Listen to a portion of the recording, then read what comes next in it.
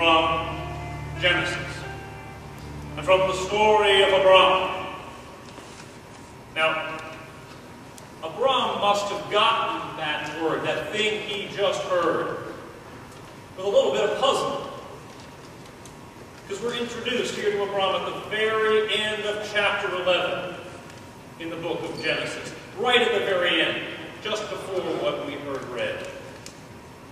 There, we hear a little bit about Abram. We hear just a tiny little snippet of his personal history.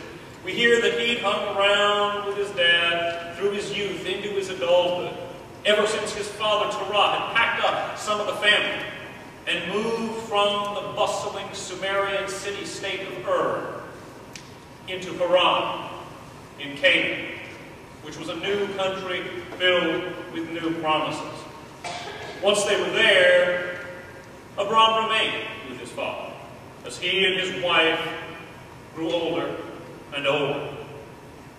And they couldn't have kids because, well, Sarai just couldn't. So they stayed.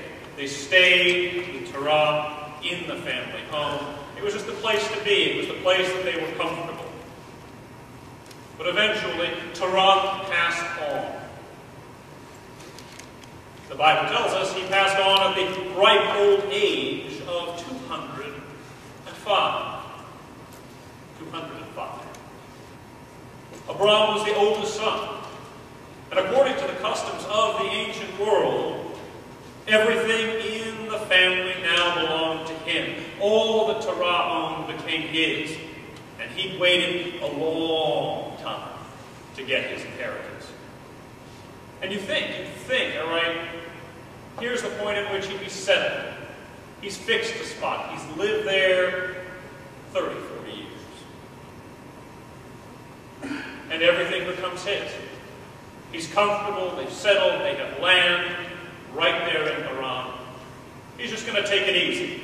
He's going to kick back, he's going to pop open a nice frosty Hebrew and relax in comfort through his golden years. But now he's free. He is free to do whatever he likes. He's free to live a life of ease on the inheritance he's received. And at this moment when he is free, suddenly Abram hears a voice, a calling, a message that must have sounded impossible in his ears. Leave all this. Go. There is something new I want to make of you. Now this is a message he gets then. But it's also a promise that God repeats over and over and over again to Abram in Genesis. It comes very first. This is the first time we hear it. The first time God speaks to this founder of the people of Israel, this ancient patriarch. And the first time Abram hears this voice, he just takes off and follows him. Almost without thinking. I almost have this image of him like a startled deer. He just hears it. Whoa, what's that? And he takes off. But then the promise comes again in chapter 15. Abram is now deep into his wanderings. He's been told to go out and seek this land, and he's wandering around, and he's going not only further and further away from what was his home, but deeper and deeper into doubt. Why am I doing this? And he's struggling here with the idea that a childless couple wandering through the wilderness, wandering through distant lands, could ever possibly be the founders of a nation, having descendants as many as the stars in heaven. How can that be? But when God comes to him again, Abram overcomes his doubts, and he keeps looking. And then, as we read on into chapter 16, 17, 18, God makes the promise again and changes Abram's name to Abraham and promises him and then fulfills his promise that Abraham and Sarah will bear a child. They will bear Isaac, their son. And even though it was God speaking, it's God speaking to him, both Abraham and Sarah struggled with the idea that this bountiful future could ever possibly exist for them. How could it? How could it be possible? How could it be real? They were old. They were set in their ways. How could this newness be coming into their lives? It just didn't seem possible. Because newness is always a challenge. Pulling up those roots and finding a new way of going about your life always seems like it's something we just can't ever get around to doing. It seems like it is beyond us because we don't know what it has in store for us.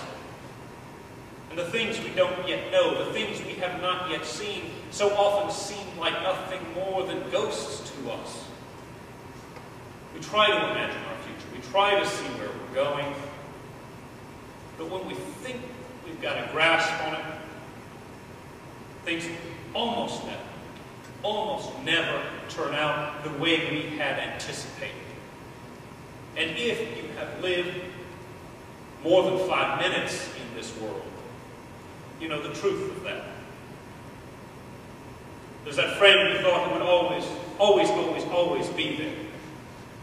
There's that relationship you thought for sure was the real thing. Then there was that degree or that job that you were sure was going to completely turn your life around. And sometimes they did, sometimes they didn't. And it seems like there are so many different paths, so many different ways in our lives, ways that we could go that our lives might possibly turn out. But then so often, they don't. And as you watch your dreams for what you thought change was going to be sputter, or fail, or turn out in a different way, it is easy to forget about changing at all. To forget about growing. To forget about doing anything at all that's different. You can settle yourselves down into a nice, comfortable rut. Committing yourselves only to those things you already know. Repeating the same patterns over and over and over again until your every day is, as far as it is in your own power, exactly the same as the day that came before. Or you can give in to cynicism about the possibility that anything could change in your life. There is nothing new under the sun. There is nothing better than what I now know, what I now do.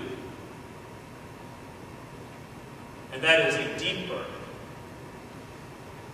and even in its own way a more comfortable rut than the other.